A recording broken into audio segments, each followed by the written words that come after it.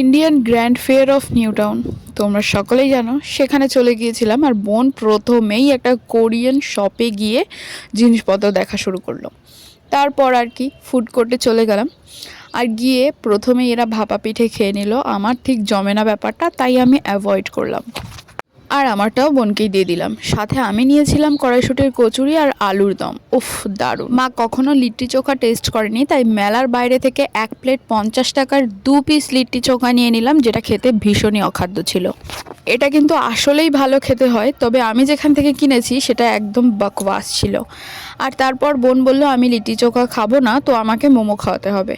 তাই আমি, মা, বোনও তিনজনেই এরকম রাস্তা থেকে নাচতে নাচতে চলে গেলাম নিউ টাউন ডিএলএফ এর সামনে, যেখানে পাওয়া যায় গরমা গরম দারুণ মোমো। সাথে মাকে একটু চুমো করে নিলাম। তারপর চিকেন স্টিম মোমো অর্ডার করলাম, আর সেটা চলে এলো। বোন গপ গপ করে খেয়ে নিল। টাটা।